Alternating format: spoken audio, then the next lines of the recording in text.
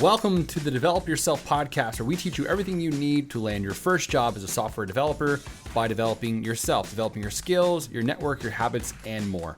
I'm your host, Aaron Hayslip, and today we're going to be talking to Sarah Coker, who currently works as a recruiter at Google in Austin, Texas. Sarah is here to give those of you who are searching for your first software engineering job some advice. And as you'll hear, some of that advice comes from her days of working on the Conan O'Brien show.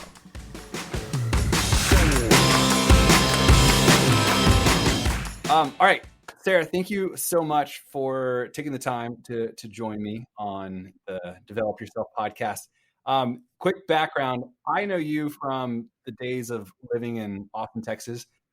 These days, you are a recruiter at Google, which is super cool. And we've connected a little bit in the past, sort of in general, helping me help our students prepare to work at companies like Google. As a disclaimer, you are not here to speak on behalf of Google to instruct our listeners on how to get a job at Google. But I think nonetheless, your advice is going to be pretty awesome and rock solid, especially given your experience. But that being said, give us a quick synopsis of your background, because as you said, these days you're probably recruiting for very senior level positions in the Google world, but that's not always what you've done per se.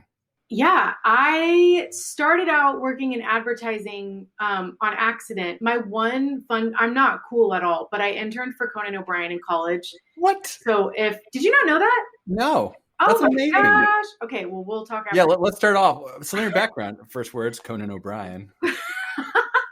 I wanted to work in television and comedy and all of that stuff. And if y'all remember the writer's strike of 2007, yes, when content started streaming online, and there was understandably a huge pushback of like, hey, we got paid for this to run once on television. Now you're streaming with ads. We're not seeing that money. So there was a strike that happened right when I was planning on moving back to New York to like work in television. And so there were no jobs. And so I was like, okay, dang it, what else can I do? And I was like, oh, I can write, I can be in advertising. So I kind of took like an externship. Like I'd already graduated. It was such a weird time. And the stock market was like about to bust open. Yes. It was crazy time. So I was like, all right, I'm going to be a copywriter. So I was like a part-time receptionist at this ad agency doing copywriting, realized really quickly I don't want to do tech business to business copywriting. Like I don't want to write, like PowerPoints for Dell to use at their annual conference. Like there was a lot of stuff that, I also was really immature, and I was like, I want to do it the flashy way. So I just stuck with the HR stuff. I became a receptionist, and then the HR manager left and I took over her job. And then one of the recruiters left and I took over that. So ultimately I ended up spending 7 years there. And 5 of those years I did intern and entry level advertising recruiting. And because we were a tech advertising company, like I understood, a sliver. I was like, okay, so I generally know that front end engineers make things pretty. No idea what a back end engineer was doing, but and I understood the general idea of like UX and UI and things like that. But I did that for a while. Then I was like, I'm going to be an entrepreneur. And I did a bunch of things for a few years. And that was really cool. Fast forward, I interviewed at Google on a whim, and holy cow, I'm here. And it's so fun. And I recruit for back end, lower level, like server side embedded, like networking, compute embedded platforms type of people. And it's so fun. No, that's amazing. So you started at Google. Did you start during the pandemic, or were you there before?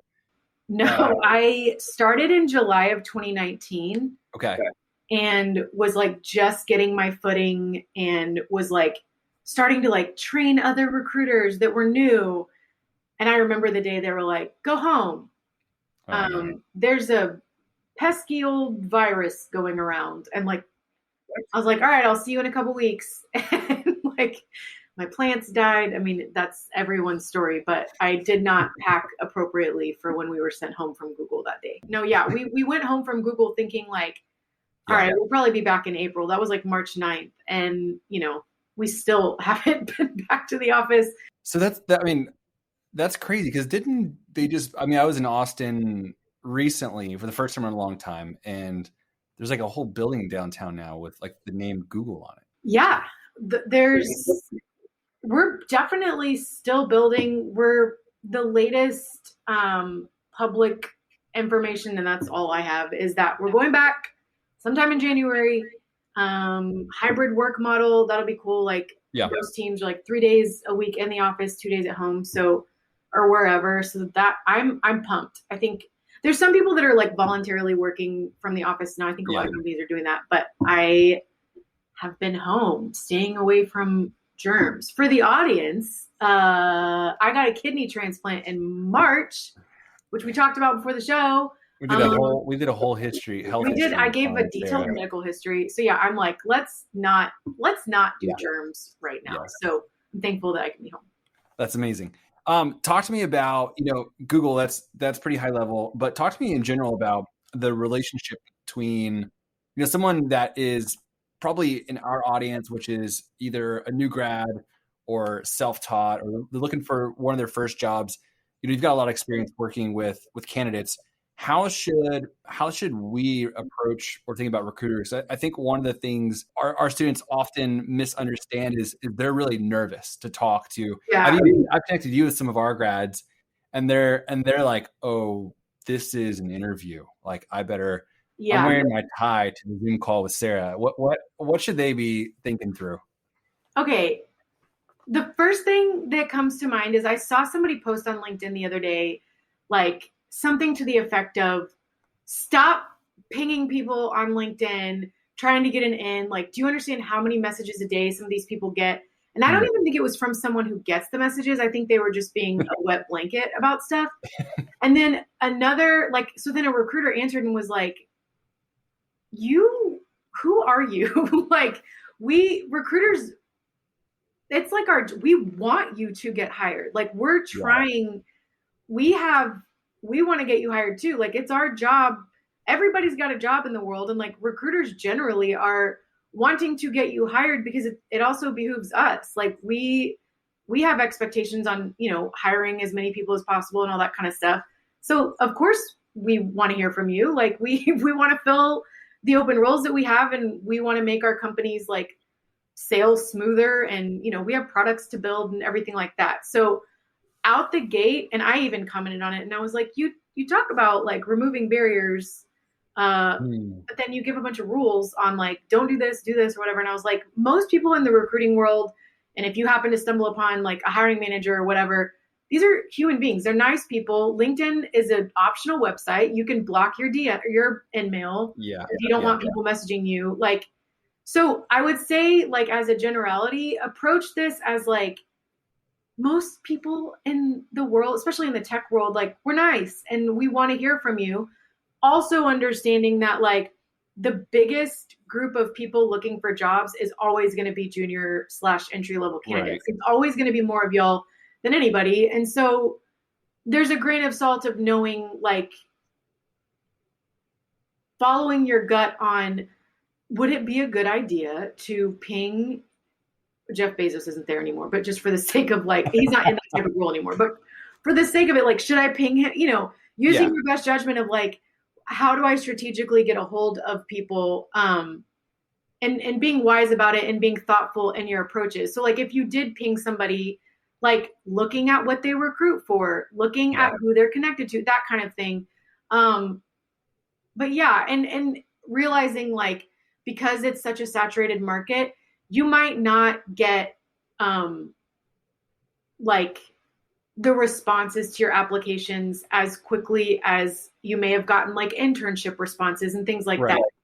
It doesn't mean that they're not real human beings that are reviewing. It just means there's a lot of people and they can't always answer as much. But I would approach it optimistically and don't stop applying, but apply to what you're appropriate for. I think that's the other piece of advice I would give is like, be optimistic, use your best judgment, and like putting your pedal to the metal and like going out there and looking up people on LinkedIn, applying to as many jobs as possible, but also being thoughtful in your applications. So if you know that you're a solid like front-end engineer, and and you see a front end application at like Facebook or whatever, and they're like, we're only looking for PHP people or whatever. And you're like, I'm JavaScript, but let me just get my foot in there.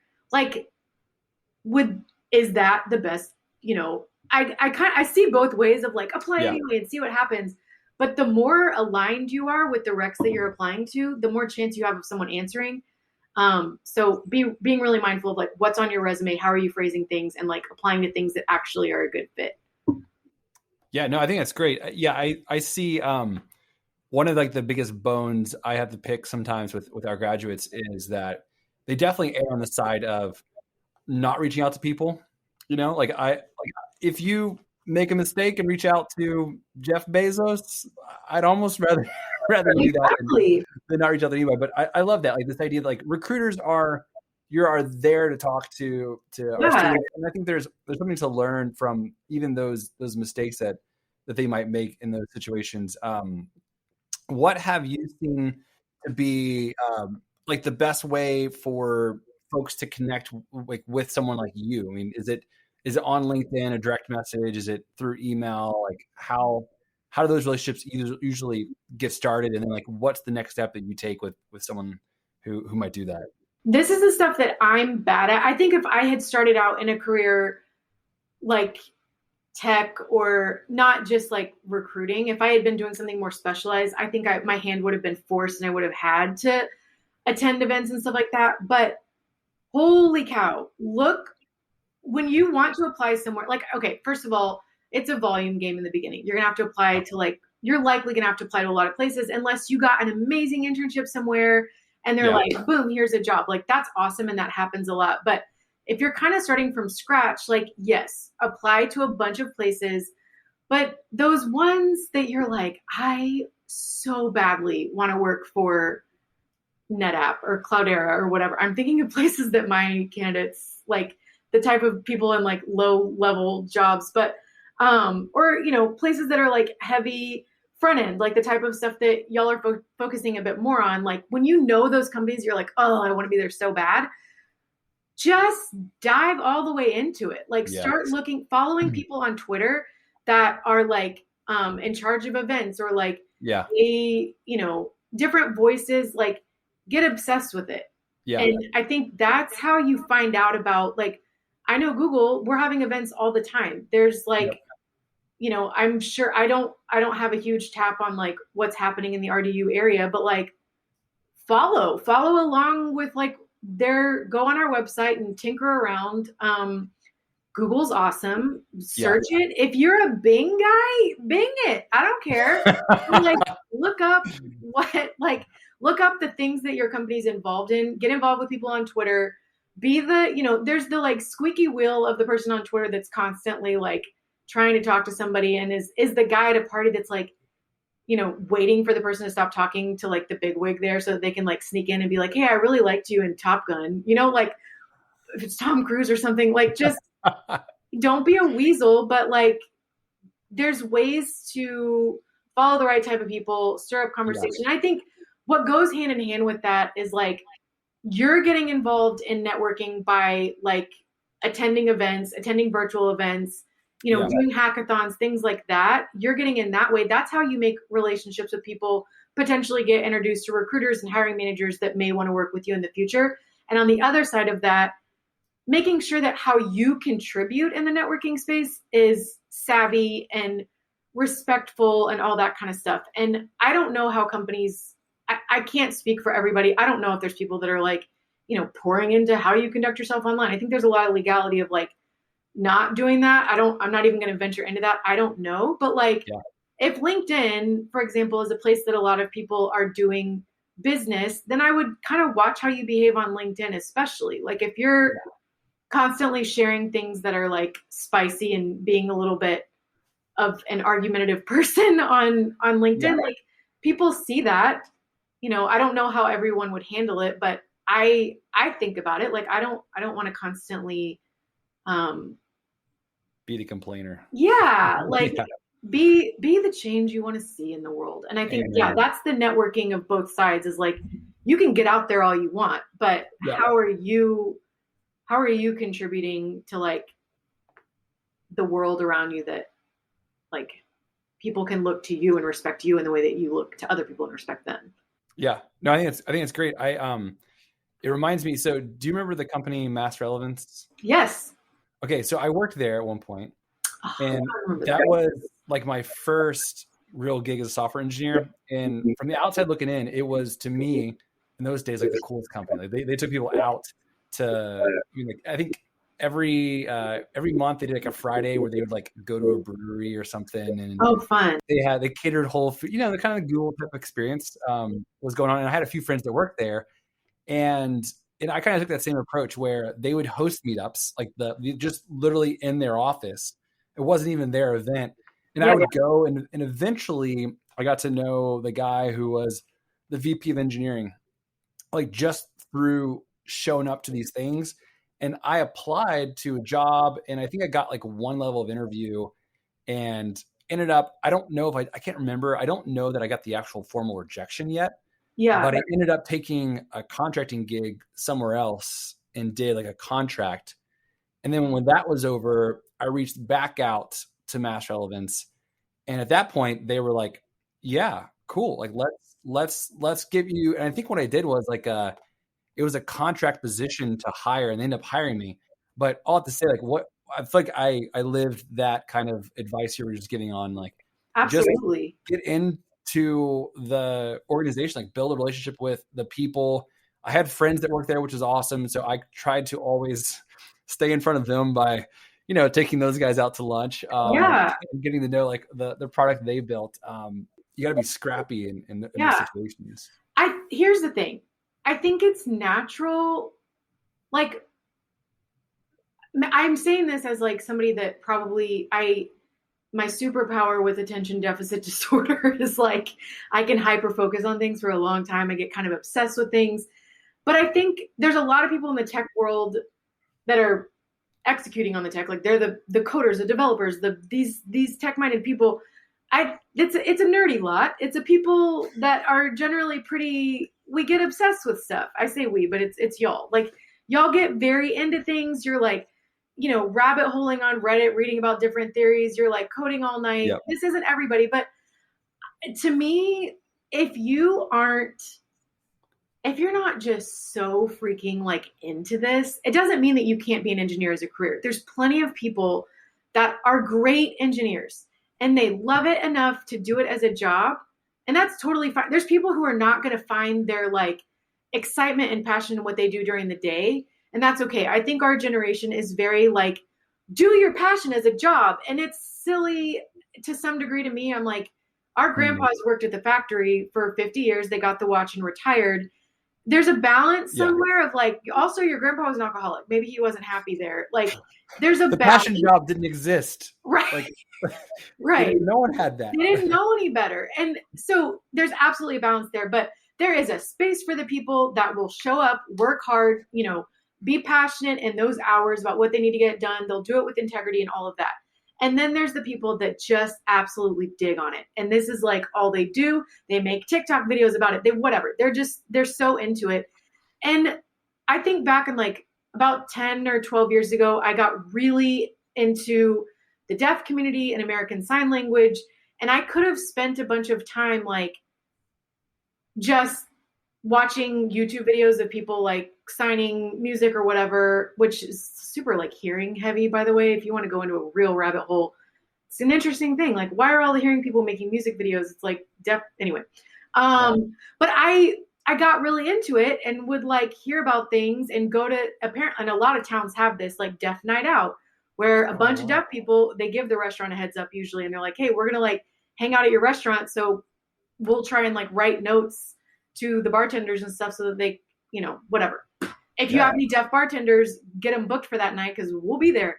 And I would go, you meet all kinds of people. And I like ended up being able to do a lot more cool stuff in the community just because I was like meeting people socially and like they would have like at the school for the deaf, like I'd go to like the high school play, like their spring play and watch them do like the Wizard of Oz all in sign language, like crazy stuff that I would have never done before.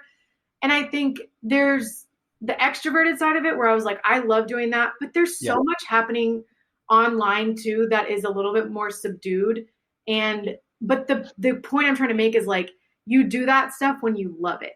Yeah. And if you don't love it that way, you still got to figure out a way to like get your footing, get an advantage, get connected to people, and like get into jobs and make a quote unquote name for yourself without being a ding dong. But like, because making a name for yourself by being a ding dong is never good. It's just annoying.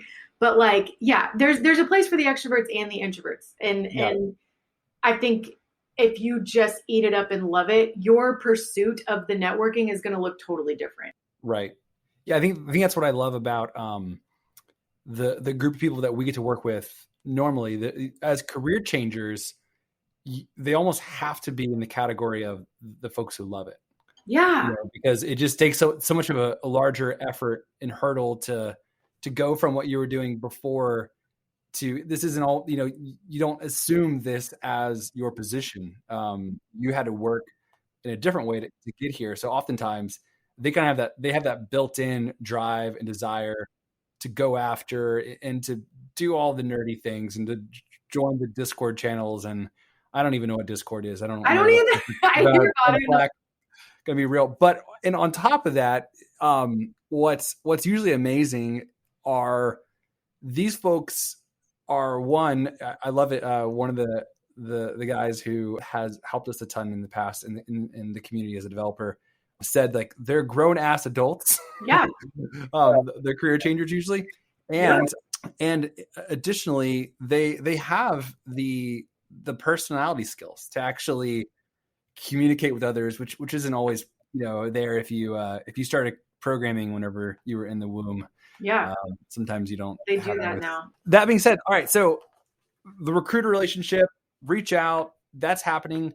I know that you've given me in the past some specific materials and advice on prepping for interviews at companies, because it's different to prep for an interview, I think, at a company like Google or Facebook or Netflix than it is, kind of like a smaller local place. It feels like there's a lot more emphasis on computer science topics, despite the fact that, we may not be computer science graduates. So what are the kind of things that if I was interested in working at a company, a FANG company like that, from your own personal advice, not as a spokesperson for Google. There's every secret to Google. Just kidding. There's no there's no magic formula. I want to say first, like, I love career changers. I love boot camp people. I love junior college. I went to junior college. I had no idea what I wanted to do. I just wanted to be on this dance team. And so I started out there, and then I was like, well, I guess I should graduate. I mean, look at all these credits. And so that was me. There's a lot of people that go to junior college that are actually like, they know exactly what they want to do, and that's the best step for them. But my point is, like, so much of my career has been scrappy of like, I went back to nutrition school after working for like 10 years. I was like, I want to be a health coach. And I've changed directions so many times, and then ultimately came back to recruiting because I was like, I just love this. But so to me, and I don't, not even in like a protecting myself sense, like I'm not even speaking for Google or anybody else right now. I personally absolutely love talking to people that loved the craft of development so much that they went out and said, I'm going to take a boot camp, go to Parsity, do whatever to like learn how to do this in my spare time in between like feeding my children and whatever. Like, I love that. And I don't even mean that from like I don't glorify like the hustle culture of like, I only get 4 hours of sleep and I drink, 5-hour energy every day. Like, that's not healthy either. But I think there is, there's plenty of ways to do things with reasonable time. When you look at like, if I can do 3 hours here and 2 hours there and whatever, like, I think people can get more done than they think they can. And still like be present for the most important things in your life, which is like the job you currently have and your family. Okay. All that said, I think the biggest thing is generally when you're talking to a recruiter whose job it is to get you ready for the interview, the biggest thing you can do is pay attention and ask questions about how they interview at their company. Most recruiters, to my I would assume most companies are equipping their recruiters with information to give you about what to prepare for. I don't know of companies that are like, I mean, I don't really know. You'll just have to like go in there and, hope for the best. Like I can't, especially in a technical environment. I mean, I got interview prep for every job I've had, and they weren't even technical in nature. So I can imagine. And the thing is, if they don't volunteer that information, it's up to you. You're grown ass adults. It's up to you to like ask, are there links I could go to? Is there prep material you can send me? Is there anything that I can do on my end to prepare myself for the questions they're going to ask? Ask about, do you have any type of program where you allow people to talk to an engineer ahead of time? I know there's a lot of companies that will do that, where you can, get some prep advice from an actual engineer. And as much as I can make it sound like I know what I'm talking about, of like, oh, cool, JavaScript on the front end, what are you using for the full stack work? Like, I can pretend like I know what I'm talking about, but there's a difference between that and talking to an actual engineer. And whether or not the company will, supply you with a meeting where you can talk to somebody, you've got the whole world at your fingertips of like, you can talk to somebody who's in an engineering role, perhaps at that company. And that's where like looking at your LinkedIn connections and seeing like, do I know somebody that's at, Joe's Tackle Shack in Florida now? Like, could I talk to them about their interview experience? The worst thing I think you can do is be unaware of what you're walking into, in the same way that I think it's irresponsible to be unaware of what you're applying for. Like just close your eyes and press, send kind of thing. It's a lot of work, but if you're like on the application part, if your LinkedIn is full of detail and it's like all the information is there, you've got your years and the bullet points of like what you contributed to your internships and your schooling and all of that kind of stuff. That's awesome. You can do the like click to apply whatever thing from LinkedIn and apply quickly. I would also recommend like upload your resume there where it's already there. I know there's that quick button or whatever, but if you don't have that, like take the time to make sure that you're applying for the job that you're applying for. Like, don't have boilerplate stuff. Like if you're applying to one job that's more full stack and one job that's like heavy on the UX or whatever, like those are two different jobs. And so it's in that same mind frame that like when you're getting ready to interview, you need to know what you're interviewing for. Like you're not going into an interview as an engineer. Like you're going in for whatever role you're interviewing for. And even at companies that do generalized interviews, a lot of the bigger tech companies will do that because they have the luxury of, there's plenty of people hiring for whatever domain you're coding in. They're still going to be specific to that domain. We wouldn't have somebody that's a machine learning expert interview a like mobile Android engineer. Like, you're going to be, so, I think asking those questions and making sure that you understand like the fit. And then there's plenty of resources online, I'm sure, to Google, like, which is funny because you're almost saying like utilize the recruiter. Truly. Which is funny because I think there's a lot of this job search process that I've seen that we as, candidates, if I put myself in the shoes of someone who's applying for a job, just see it as a formality. And don't really understand like its purpose. Like, for example, one of the things I see oftentimes are like the most horrendous cover letters in the world. And it's because, we learned how to do cover letters in that weird class in high school where you like have the 3 paragraphs. And so even whenever I've hired for positions, like most of the cover letters aren't written to me. And then, the idea of the cover letter is like write a letter to the person who's potentially interviewing you or going to hire you and explain who you are and what you want. And it's like, it's that simple that we overcomplicate it. So I love that idea that, if you're curious about the interview process, just ask what it's going to be like. And then I've never heard anyone say though, because you could get rejected, but asking for a potential meeting with an engineer. One thing I did, I don't know if I'm supposed to share this or not, but one of our recent graduates who I was trying to like see if he could at all finagle his way into Google. When I thought he was going to go through the interview process, I myself, because I thought it'd be so cool for Parsity if, from our first class, if someone got hired at Google.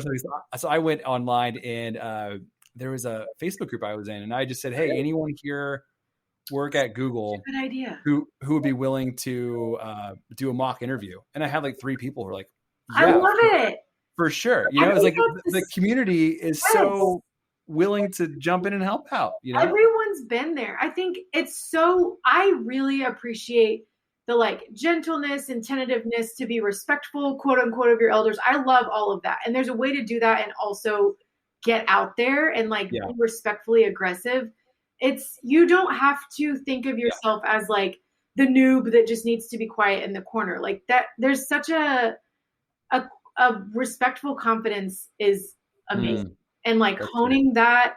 And I think there's so many people would be willing to do that across all these companies. Yeah.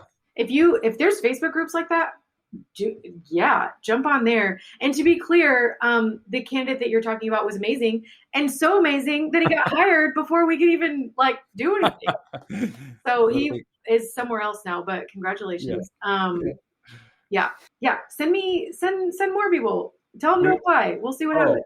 100% we'll be sending more people. Yeah, I think to that point, the thing I was just going to point out, I think I'm constantly astonished about how giving. I think you're a great example of that.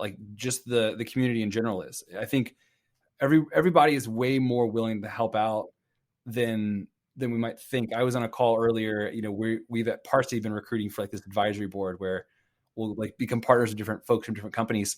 And one of the folks I was talking to, I kind of gave him a rundown on, all right, these are the asks.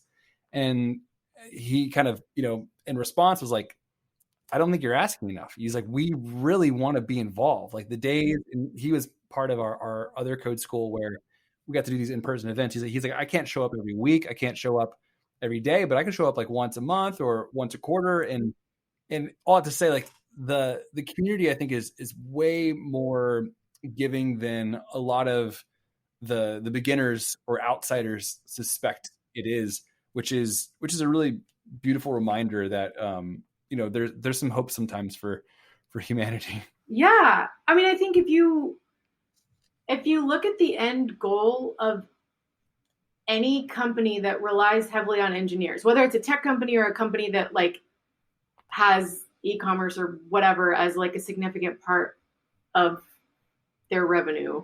Yeah. They're trying to create something that is useful for a lot of different kinds of people. And the more voices and experiences and backgrounds and whatever that they can get into their companies, homogenization of a technical if everybody in the tech world, if it was just Carnegie Mellon to a desk, it would be very, which that's an amazing, incredible, well-respected program. But I think what's really cool is as the world turns, it seems like a lot of companies are, they have initiatives. I heard something the other day, I want to say it was Facebook, and I'm sure there's other companies, just things about helping people get back to work after they've taken time off for maternity or paternity leave or whatever. I just think stuff like that is so cool. And it kind of fits into the overall idea of there's talent out there and people want to meet them. And when you have a niche type of subculture in society, engineers, you stick together, you find out about somebody and it's oh, you're looking for a job. I know somebody that is hiring and they're looking for a junior engineer or whatever. I love that. And I think that would be true of I don't know, any other, the accounting world, but this is the world we know. And as technology grows, I was talking to a candidate today that was talking about a startup that they were working at. And it was just oh, that's such a cool idea. And then that needs engineers to make that thing. There's, that's a whole rabbit hole, but that it's exciting to see there's not a lack for places that need engineers as the world obviously becomes more technical. Yeah. So the connections that people are making are like in earnest. Like people were wanting more people to join the fold. Yeah, no, that's true. And I think, it's funny. My wife, she is getting her master's in teaching. And so she's been off. She hasn't been working as a teacher for a long time. And she's like uber intimidated by like reaching out to people as if she feels like she's not qualified. Which I think she's one of the most amazing teachers ever. Like if you ask her, I always tell the story, but if you ask her, like I'll be at dinner with her and be like, all right, Sarah, like what is, my wife's name Sarah, but yeah, like, what is your dream job? If you could do anything you want, like in the world, I'm thinking like, let's like start a brewery or a cocktail bar. And she's like, I want to teach fourth grade. And she's intimidated. I'm like, you're a teacher. People are desperate for teachers. And so I think it's just part of our DNA to feel like outsiders, like we can't approach. The imposter thing. And I think when people think tech, but that advice is true, like across, it's with anything. Like if somebody stumbles across this podcast that's not in tech, like everything I've said applies to you too. You have to have that like respectful confidence to be like, to be able to tout, even on, it goes back to like resumes, like not being passive in your resume of like, this is what I did, but like, this is how I contributed. This is like by me, I don't know, something load balancing, blah, blah, blah, packets, whatever all those words mean. I was able to speed up this thing by X%. I don't know what that means, but that's cool. Like, good for you. Put that on there and like have that as something that you're ready to talk about when somebody asks you in an interview, like, what makes your work different? I mean, I don't know what they're asking in those interviews exactly. I don't know how they would phrase that, but that's from a technical perspective. But like, even your wife, Sarah, like, it's so funny because when you give somebody the mindset, like I remember learning how to be a good recruiter back in the day for like early career people outside of tech. And it was like advertising, like marketing, account managers and stuff like that. And it was like, you don't have experience yet industry wide. Like your internships are great. They're not going to hold as much weight as if you had 10 years of experience, but you don't need to. You're going for an entry-level job. Yeah, right. Your internship you did some things, and you can't just put like, I was in charge of the like, daily update email. Like talk about the quantifying things that, how did that help people's lives? What was the scope of responsibility? And like, why was it a big deal that you got to do that? Not just like, we have no idea the context of it. So in one line, very quickly, drink enough coffee to figure out how to make it succinct. And then like, you can have the confidence to say like, this is a big deal. This is not always done. Not everybody gets invited to do this. Like the time I took Conan O'Brien's dog Hudson's medicine to their apartment because he was at work and Liza was with the kids and the dog was sick. And you know what? They didn't give everybody Conan's address, but they gave it to me and I never abused it. And I still have it written on a piece of paper, even though he lives in LA now. We're going to call him and we're going to see if we can be hanging with Conan. That is hilarious. Did you meet, not to like completely jump out of the conversation, but did you meet Conan? Yeah. I mean, he was around. He was very involved and always around. And I would like cover his assistant's desk sometimes. This was before Sona, his current assistant, but like way back in the day. If she was gone or whatever, like I would sit. Anyway, enough about Conan. I'm sure. Speaking of software developing, though, that's right. I don't want to say it on here, but there was an incident in 2006 that is now famous. That's when I was an intern when this happened. And he offhandedly mentioned a website about manatees. And I'm not going to say any more than that. And he said, if you want to learn more about this, go to www.blankmanatee.com. And then Standards and Practices came in during the commercial break. And they were like, you can't make up a website off the cuff because if someone bought the domain and did nefarious things with it, it could look poorly on NBC. You have to buy the domain and just put a landing page. Like you don't have to do anything to it. Oh my gosh. So this is a real story. So his engineers stayed up all night building out a full, not just like a landing page, like built a full multi-tab, whatever you call it, website for this manatee thing that is real PG-13. It was hilarious, and it's not like bad. Like you can Google it and not worry. It's funny. Oh, good. But he's talked about it many times since then, and yeah, that's my. So yeah, thanks to those developers who got that done so quickly. Your career connection from intern for Conan O'Brien to recruiting for software engineers. Yeah, I mean the writing was on the wall, right? Like that's clear as day. That's amazing. I love that. Sarah, what I don't want to keep it too long. What kind of parting words of wisdom would you have for our community, as far as, I think a lot of times it's probably they're in a position of being discouraged. It feels like there's 100 million jobs out there for senior developers, and there's 100 million junior applicants. Yep. I think my parting advice would be, oh my gosh, I'm going to quote Conan. So for those of you who don't know, Conan got offered The Tonight Show when Jay Leno was going to retire. 2010, it happened in 2009. This is a huge deal for you youngins. The Tonight Show is a decades-long franchise. Johnny Carson was the host for a long time. Your parents will remember. It was a big, big, big deal that Conan got offered that job. The ratings were not good because it's a complicated thing. So instead of just being normal, NBC fired Conan, gave Leno the show back, and then did a non-compete where Conan couldn't talk about anything on television for a year.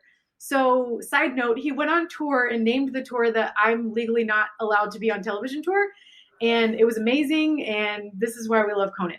But the last episode of the Tonight Show, he had one of his most memorable moments ever. And he looked at the audience and he basically prefaced it by saying, I know a lot of young people follow me and have been fans of the show. And so I want to talk to you as I close. And he said, please do not be cynical. I hate cynicism. It's my least favorite quality, and it doesn't lead anywhere. Nobody in life gets exactly what they thought they were going to get. But if you work really hard and you're kind, amazing things will happen.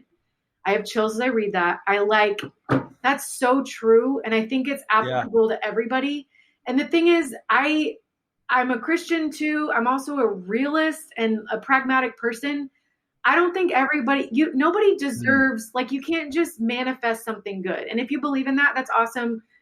You are entitled to your own opinion. I'm not saying if you work hard and you're kind, you will get your dream job. That's not what I'm saying. If you work hard and you're kind, eventually, statistically speaking, you're going to land somewhere in a job. And it might not be right off the bat. You might not be able to be that software engineer. You might be in a software adjacent job where they say, we want you, but you need more hands-on experience or whatever. Yeah. In the same way that I wanted to work in comedy and television was shut down for so long, it was kind of like, I have to work and feed myself. And I went a different path, and I'm so glad I did. I don't know that I would have gotten to there's a lot of other things that have happened in my life because I came this way. So don't be discouraged if you get a lot of rejections and a lot of ghosts after you're applying. There are so many entry-level jobs out there. There's more of you, but there's so many jobs. Keep applying, and don't let cynicism get in. That's so ugly. Don't let yourself be the person that's frustrated and sitting around at happy hour complaining about how hard it is to get a job. Plenty of people work at Jimmy John's in the interim. It is so respectable to work and earn an income and keep trying to go for the thing that you want and being open to, post-grad internships and stuff like that. Cynicism is a waste of time and it'll kill you. You aren't owed anything because you went to a boot camp. It is the thing that is going to get you more exposure. You have more experience. You have a tremendously higher likelihood of getting a job, but you have to be the one that works hard, that upskills, that loves it, that dives in, that reads the blogs and follows the people and goes to the networking events and all of that. That all is going to help you. Is that I love that. Way to end? I love that. That couldn't have said all of that better. There couldn't have been a better closing remark to fight the cynicism. Thank you, Sarah, so much. I really appreciate the time. Yeah. It's good to talk to you. I love that our our conversation covered the life of Conan and that he was able to close us with meaningful quotes. So fun. All right. Well, thank you very much. Y'all have a good day. Well, that does it for this episode of the Develop Yourself podcast. Check back next week as we release new episodes every Monday. To learn more about our online code school Parsity, visit parsity.io. That's PARSITY.io.